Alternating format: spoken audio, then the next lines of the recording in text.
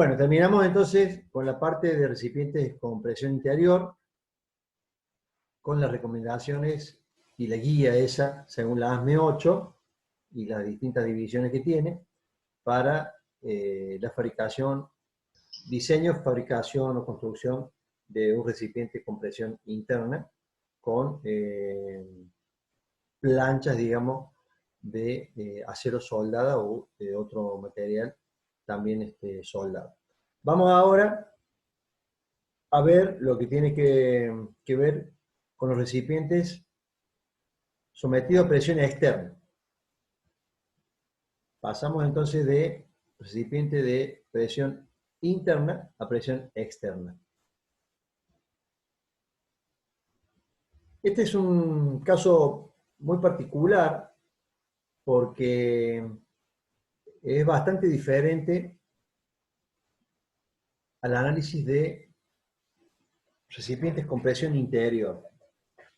Un recipiente con presión externa se considera aquel que tiene un vacío generado en su interior, un vacío, o que es un recipiente por el cual se encuentra encamisado por otro y en cuyo intersticio o espacio entre ambos circula o algún fluido a presión o vapor para calentar el recipiente de adentro a ciertas presiones, con lo cual el recipiente interno estaría siendo sometido a una presión externa, ¿sí?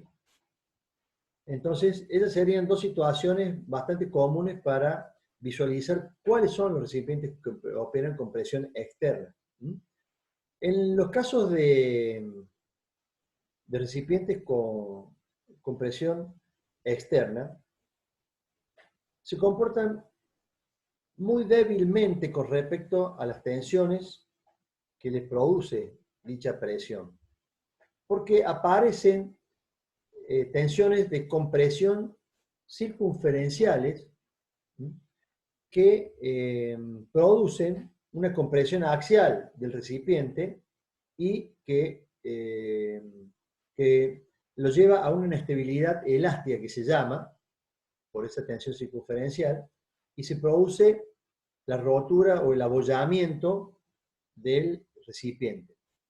Si comparamos un recipiente de presión interna con uno de presión externa, cuando veíamos recipiente de presión interna, nosotros podíamos calcular que ese recipiente podía estar con una presión interna que lo traccionara hasta límites cercanos al límite de elasticidad, o si queríamos ir un poco más allá, acerca del límite de fluencia, donde ahí sí estaba peligroso, digamos, el uso, porque podrían comenzar a producirse algunas deformaciones plásticas, hasta que después, con el tiempo, se produciría la rotura.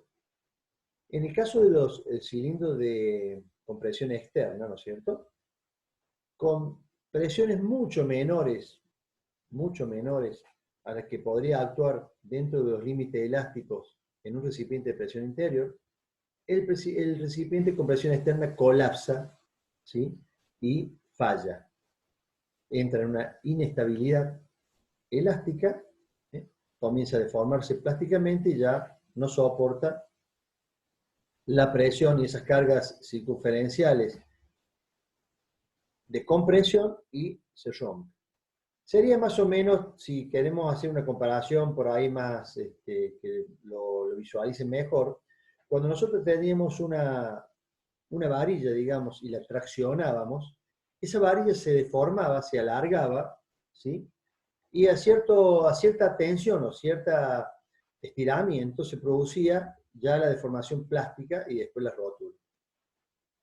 En este caso, si hacemos un análisis de la misma varilla, pero a la compresión, esa varilla seguramente con valores mucho menores al límite elástico en la tracción, se doblaría, fallaría por compresión y se doblaría. Acá ocurre algo similar. El recipiente comienza con deformaciones, así como pequeños abollamientos, ¿sí?, y en algún momento esos valores comienzan a aumentar y esa deformación comienza a aumentar y el recipiente se deforma totalmente y se abolla. Entonces, ese grado de estabilidad bajo presión externa, en los casos de presión externa, depende de la longitud, del espesor y el diámetro. Acá están mencionados. Entonces, el grado de estabilidad del recipiente bajo presión externa depende de la longitud que tenga, el espesor y el diámetro. Los recipientes de paredes gruesas y cortos, llamémosle, son muy estables porque al ser de paredes gruesas y a su vez la longitud es corta, las tapas de ese recipiente o extremos ayudan a contener esa deformación que podría producirse o abolladuras. Entonces se puede someterlo a presiones relativamente altas, externas, que no va a fallar. Se pueden ponerle presiones o tensiones hasta cerca del límite elástico que no va a fallar. Pero si son relativamente largos, los recipientes y de paredes delgadas, se vuelven muy inestables y se producen tensiones que a un valor mucho menor del límite elástico hace colapsar el recipiente. Esa tensión de colapso podemos hacer que sea mayor, o sea, que resista mayores presiones externas, si le colocamos anillos de refuerzos a lo largo de nuestro recipiente, espaciados uniformemente, y de esa manera subdividimos la longitud del recipiente como si fueran en muchos recipientes juntos o en varios recipientes juntos. Entonces, esos anillos circunferenciales que tienen que estar en toda la circunferencia del recipiente hacen las veces de extremo, entonces nos ayudan a reforzar el recipiente con presión externa, sobre todo si son recipientes delgados en espesor y largos. Pero además, ese valor de L, le vamos a llamar L, longitud crítica, si ese valor L nosotros lo superamos del valor mínimo que tiene que tener, del valor máximo que tiene que tener ese valor L, si lo sobrepasamos, seguramente que va a colapsar el recipiente y se va a abollar. Entonces, va a depender esta presión, que le vamos a llamar presión crítica de ahora en más, que es la presión con que el recipiente se deforma y lo abolla. Va a depender de las relaciones de espesor llamado T sobre D, que es el diámetro externo. Y también, obviamente, que la característica del material representada por el módulo de elasticidad longitudinal también va a ser dependiente del mismo. Y L, el valor de construcción L, va a tener que ser mayor que la longitud crítica. Perdón, para L mayor que la longitud crítica, la presión crítica va a depender de E y de T sobre D sub 0. Como dice acá, siendo D sub 0 el diámetro exterior del recipiente. La longitud entre los extremos L sería la longitud del recipiente o de los refuerzos circunferenciales.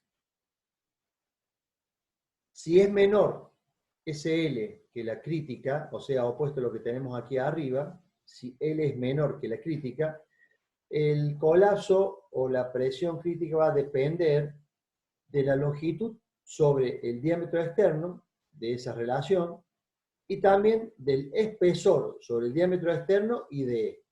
En este caso, cuando la longitud total del recipiente o entre refuerzos es menor que la longitud crítica que ya vamos a averiguar teórica, va a depender ahora no solo de la espesor sobre el diámetro externo y del módulo de resistencia longitudinal, sino de L sobre D sub 0 también. Aquí tenemos entonces que la presión crítica de colapso va a ser función cuando la longitud de fabricación es menor que la crítica a lo que les mencioné recién. Acá tenemos un gráfico donde L, ¿sí?, sería la longitud total de un recipiente y L1 sería la longitud crítica en que se ha sido dividida para que el recipiente resista. ¿Mm?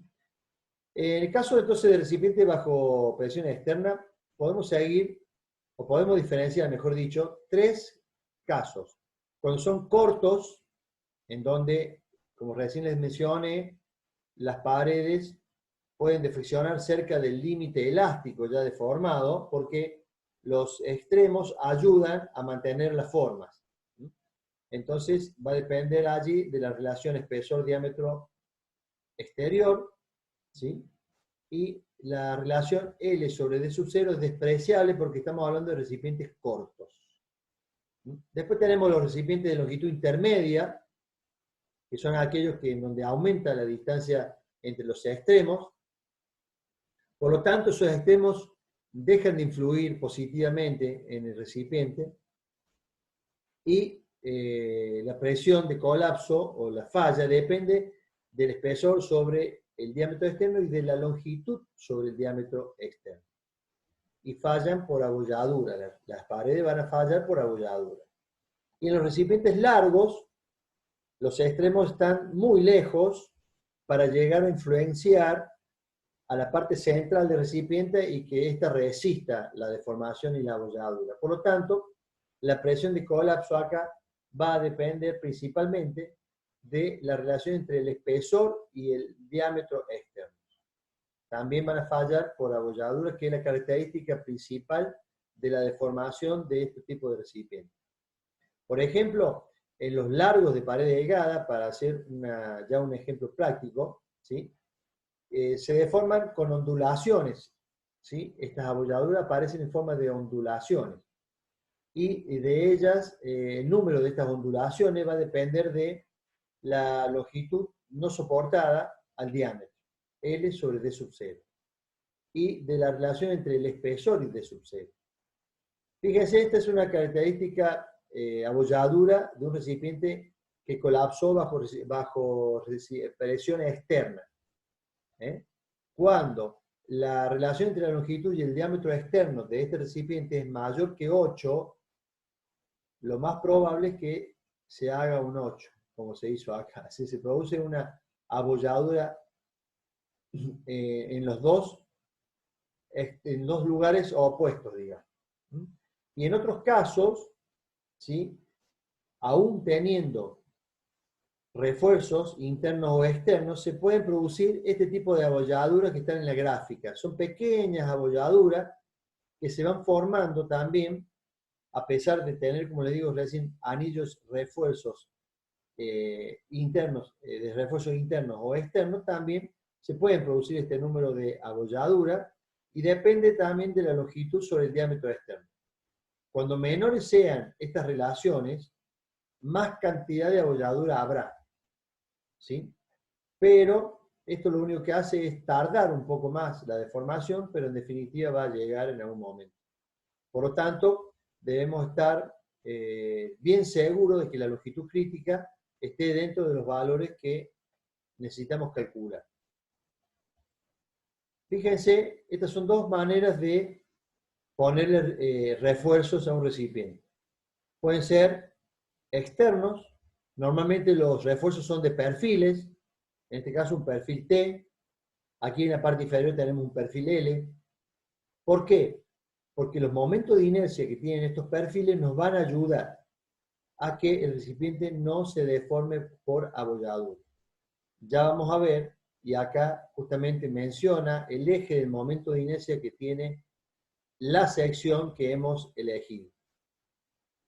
Siempre, y alguna regla práctica, digamos, de construcción de recipientes, es mejor emplear planchas delgadas en longitudes cortas que planchas gruesas en longitudes largas.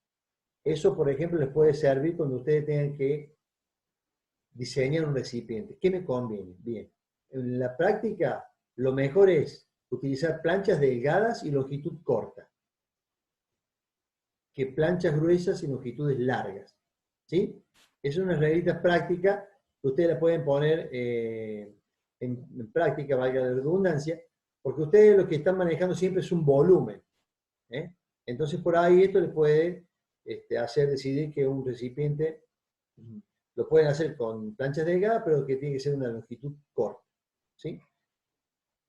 Esta longitud es corta, puede ser porque el recipiente es corto o porque los anillos de refuerzo que le vamos a poner hagan que sea esa longitud efectiva corta, la distancia entre centro y centro de los anillos. Por ejemplo, una distancia L.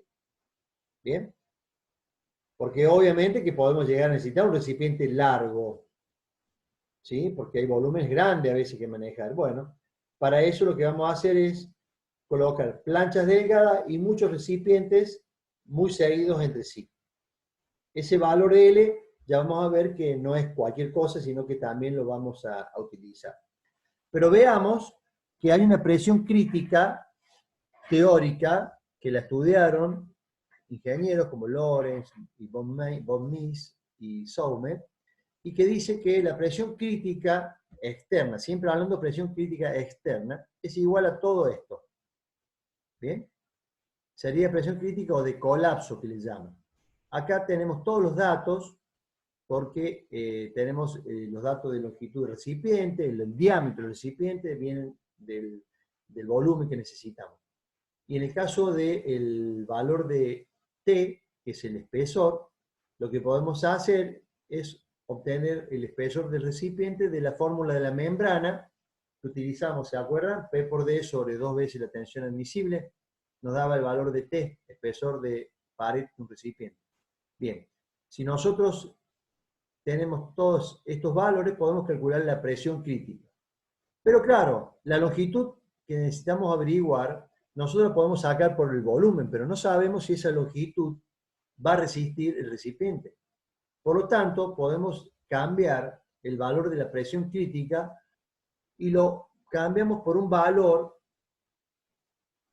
que nos da la norma y algunos códigos, que es la presión crítica, sería la máxima presión que puede soportar y que es igual a 5 veces la presión de trabajo. Más abajo por ahí está la fórmula, yo se la estoy adelantando, acá está. La presión de cálculo, que es la crítica que estamos ahí tratando de determinar cuál es igual a la presión de trabajo por 5. ¿Bien? Entonces, si nosotros tenemos acá esta presión, que teóricamente va a ser 5 veces, igual a 5 veces la presión de trabajo, podemos despejar L sobre el diámetro externo, que es este valor. Bien. Despejando eso, tenemos la relación entre ambos, ¿sí? Bueno, acá lo que dice es exactamente lo que le dije recién, que el valor de T lo sacamos de la fórmula de la membrana, que está acá, P por D sobre 2 veces la tensión admisible, y podemos despejar el valor de L, acá lo tenemos despejado el valor de L, ¿sí? Y este valor de L nos va a dar la longitud necesaria para soportar la presión externa a la cual está sometido el recipiente. ¿Bien? Una vez obtenido ese valor de L, vemos si nuestro recipiente tiene un valor mayor que ese L, vamos a tener que poner anillos de refuerzo. ¿Sí? Entonces, lo que vamos a hacer es, si L es mayor, vamos a poner anillos de refuerzo en el medio. 1, 2 o 3, ya veremos, de acuerdo a qué valor de L nos dé. ¿Sí? Entonces, tenemos algunas opciones de acuerdo al valor de L. Si L es impracticable, por ejemplo, es una opción que los refuerzos están demasiado cercas, tenemos que aumentar la distancia porque a veces que es impracticable la soldadura y poner un refuerzo al lado de otro, ¿no es cierto? Entonces, ¿qué podemos hacer en ese caso? Incrementamos un poco el espesor de la placa y eso nos va a hacer que se aumente la longitud L entre refuerzos.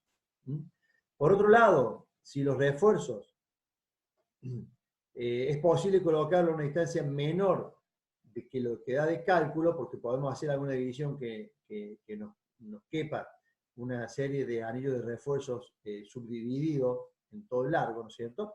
Podemos hacer de utilizar perfiles más livianos, como dice acá, o perfiles de menor tamaño. Entonces ponemos más cantidad, mayor cantidad de refuerzos en la misma distancia, pero de perfiles más livianos, sin necesidad de incrementar entonces la pared del recipiente. El momento de inercia de los refuerzos lo obtenemos de esta fórmula, ¿sí? Este es el momento de inercia alrededor del eje del perfil que vamos a utilizar. Recién se lo mostraba yo allá cuál era el eje de ese perfil y ese momento de inercia. Ese va a ser el momento de inercia que necesitamos del perfil, ¿sí? ¿Por qué? Ese momento de inercia nosotros lo vamos a necesitar porque ASME hace el cálculo de estos anillos de refuerzo tomando lo que se denomina un momento de inercia equivalente, ¿sí? Lo vamos a ver un poquito más adelante, se lo adelanto ahora. Por eso es que necesitamos el momento de inercia, sacar el momento de inercia que tiene que tener ese perfil. Entonces, fíjense que ASME contempla dos situaciones para el diseño de este tipo de recipiente en funciones del espesor y el diámetro externo y de la longitud y el diámetro externo. Lo divide en dos, cilindros largos o intermedios. Dentro de estos intermedios están los cortos, ¿sí? Y acá define la longitud crítica, ¿sí? Que es esa longitud en donde los extremos no ejercen mucha su efecto de refuerzo en las paredes, ¿no es cierto? Y es mayor a la crítica. Por lo tanto, la presión de colapso queda en función del espesor y el diámetro externo y de E solamente. En cambio, para valores de L, longitud entre refuerzo o longitud total del recipiente sea menor que la crítica, la presión de falla es función de la relación T sobre D sub 0, E y L sobre D sub 0. Y aquí sacamos la longitud crítica que le decía recién, que es la mínima que tiene que tener para que las paredes del recipiente con presión externa resistan.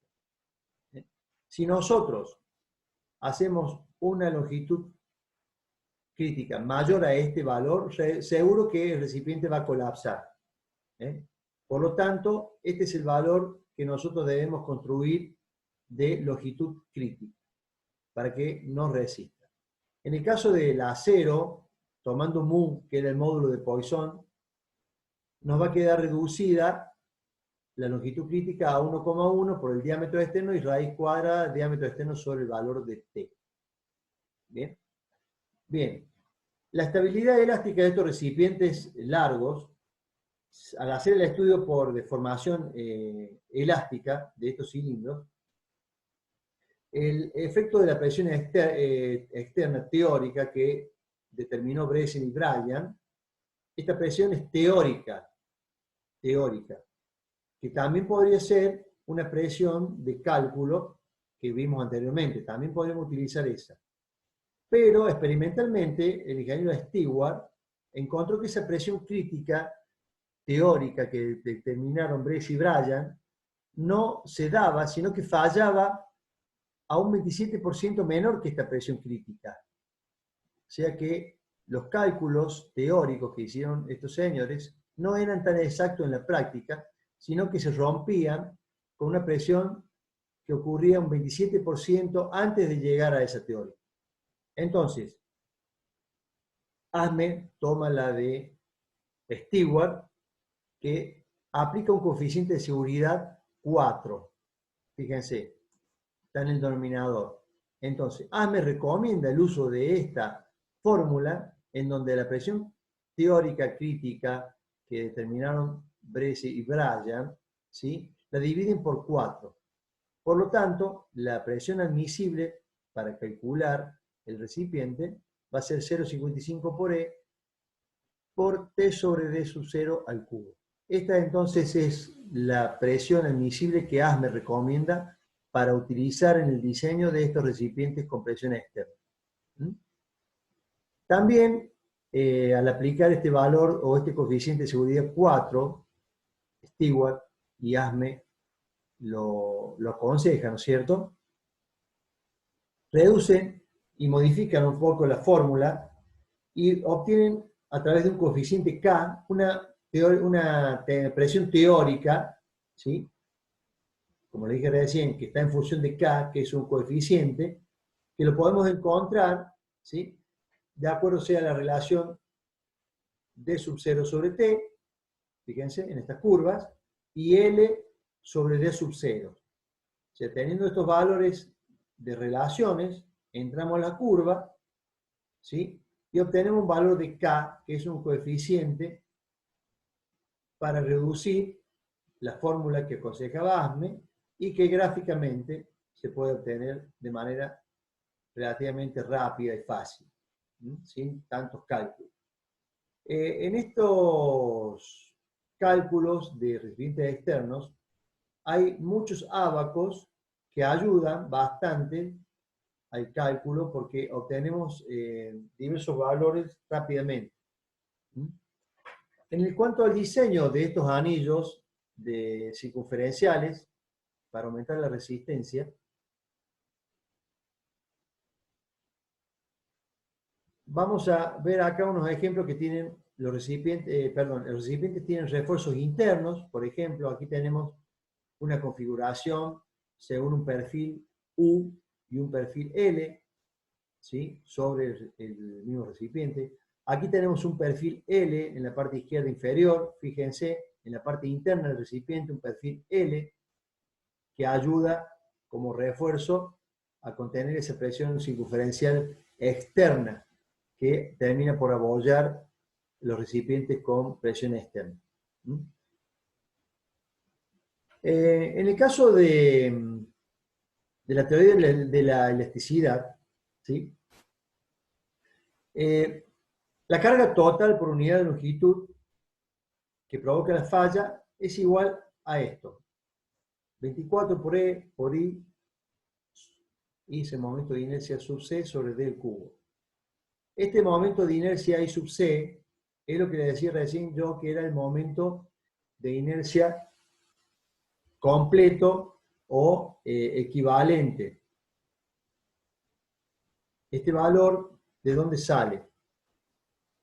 Si nosotros tuviéramos un recipiente con dos refuerzos a una distancia L, por ejemplo, y un espesor T, ese recipiente, vamos a tomar una planchuela, digamos, que fuese equivalente a lo anterior para poder hacer el cálculo. El T equivalente quiere decir que estamos transformando esto, que es un recipiente con un espesor y con un refuerzo o dos refuerzos, estamos transformándolo en un espesor de placa, que le llamamos T equivalente, que va a ser igual a T, espesor de la placa real, más A sobre L. A es la sección de este perfil que hemos determinado o que queremos usar como refuerzo. ¿Sí? Entonces, si hacemos el momento de inercia de un rectángulo, que sería el espesor de la pared, ¿sí?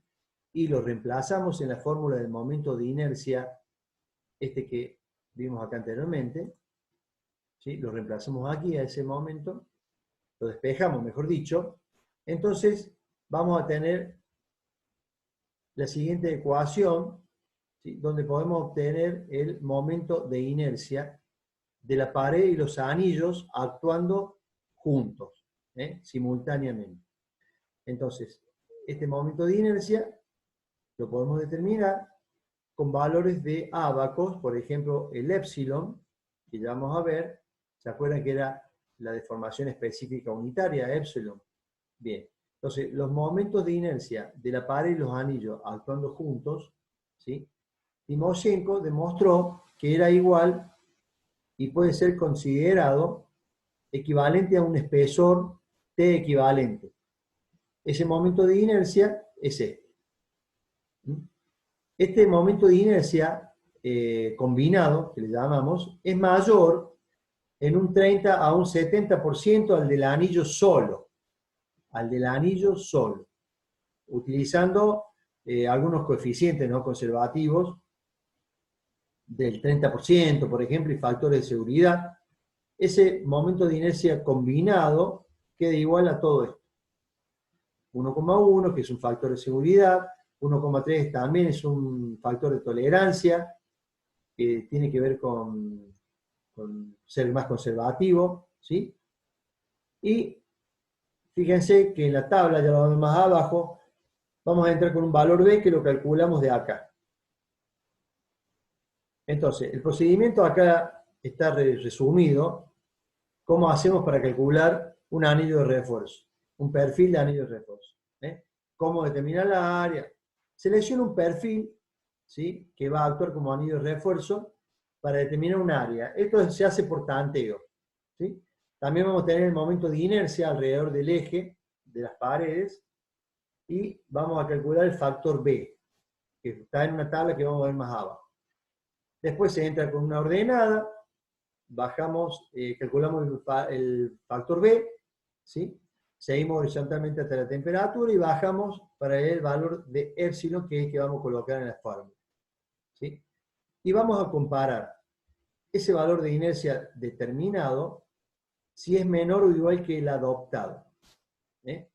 Si da este valor, o sea, menor o igual que el adoptado, ¿sí? Está bien. Y si no, hay que ir modificando el momento de inercia del perfil elegido hasta obtener este resultado. Les voy a mostrar cuál es el ábaco, nos está faltando poco tiempo ya, pero este es el ábaco, donde a ustedes acá tienen el factor B. Acá hay el factor B, está sobre el margen derecho, ¿sí? Entonces, tenemos L sobre D sub 0 en el izquierdo, las temperaturas a la cual está funcionamiento, y acá tenemos valores de D sub 0 sobre T. ¿Sí? O sea, con todos los valores que ya lo sabemos, L sobre D sub 0, D sub 0 sobre T, y la temperatura, el valor de B también lo obteníamos, recién acá, sacamos de B es la tensión sobre 2, ¿sí? O lo mismo a todo esto, y cuando obtenemos el valor de B, entramos con el valor de B que corte al punto de todos estos que hemos encontrado de acuerdo a los demás datos, y bajamos, y abajo tenemos épsilon. ¿Sí? Con ese valor de épsilon vamos a la fórmula del momento de inercia combinado, y vemos cuál es el resultado entre el determinado y el adoptado. Bien, después ustedes síganlo más tranquilo con el ábaco, hagan un ejemplo, si alguno tiene ya para hacer un ejemplo de su tesis, si no, bueno, tienen algunos ejemplos de L o T y van a ver de qué manera se va procediendo. Pero acá está claro los pasos que hay que ir siguiendo. Así que ustedes, si necesitan, digamos, una forma de hacer un seguimiento de cómo hacer la selección del perfil y el procedimiento, acá está. 4 puntos para utilizar y calcular las presiones externas de recipientes sometidos a este tipo de presión. Aquí yo había seleccionado algunos ejemplos de falla de recipientes sometidos a presión externa para que vean de qué manera se produce, digamos, la deformación y colapsa el recipiente cuando el vacío se produce. Y esto, fíjense ustedes, que muchas veces, acá bueno, se va a producir, digamos, se produce por falso conocimiento o por falta de conocimiento. Por ejemplo, hay algunos ensayos que no es este, fíjense cómo se abolla. Bien, no es este el caso, pero hay un ejemplo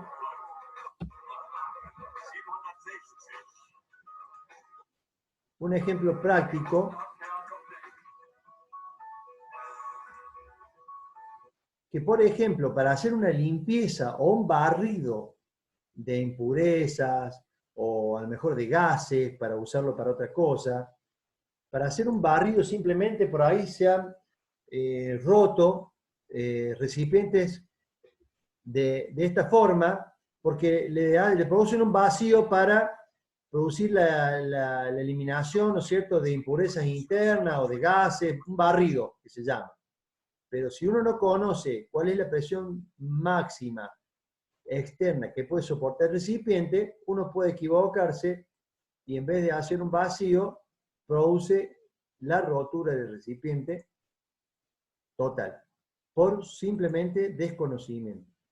Fíjense que importante, ¿no es cierto?, por lo menos saber que con presiones mucho menores que las que he sometido un recipiente con presión interna y que está dentro del límite elástico, con presiones mucho menores, un recipiente con presión externa colapsa.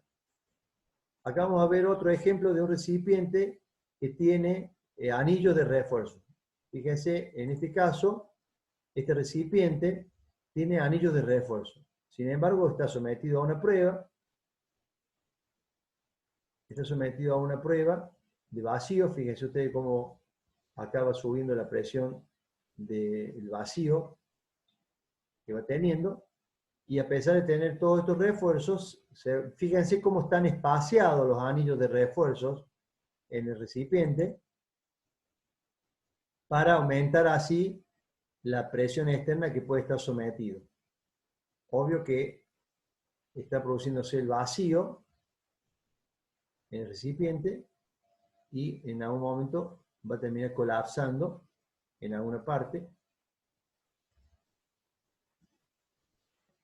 Profe, está pausado el video. ¿Qué pasó? Ah, perdón. Ahí está. Ah, lo toqué acá y lo pauso. Vamos a volver acá. Ahora sí.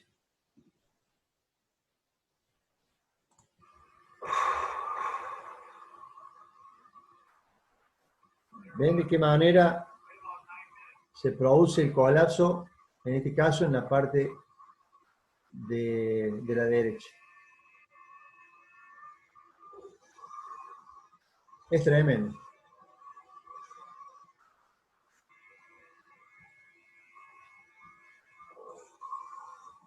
Bien.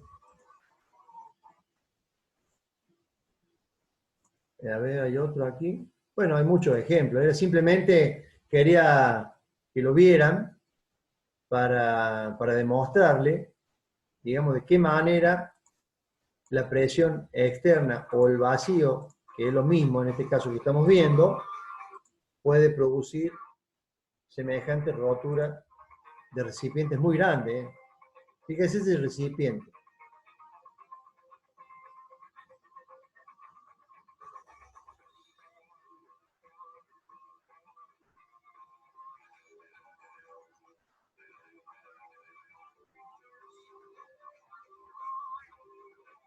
Bueno.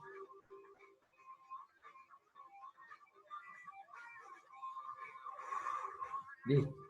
Fíjense cómo se abolla, como esa figura que les había mostrado yo recién.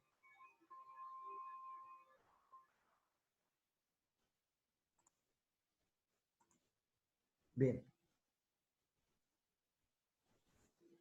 Bien. Bueno, nos queda un minutito, así que bueno, nos vemos en la clase que viene. No sé si hay alguna pregunta que alguien tenga que hacerme. No, profe, todo muy claro. ¿Todo bien? Bueno, si tienen duda, la clase que viene, apenas arrancamos, podemos aclarar algunas cosas. Ya la clase que viene ya no sé si seguiremos con recipientes esbeltos a lo mejor, pero bueno. Nos estamos viendo entonces, chicos, la clase que viene. Bueno, profe, que tengan tenga buenas buen fin de noches. semana. Y a comer ahora. Estamos con hambre. Sí, totalmente. Bueno, chao chicos, nos vemos. Chao, profe.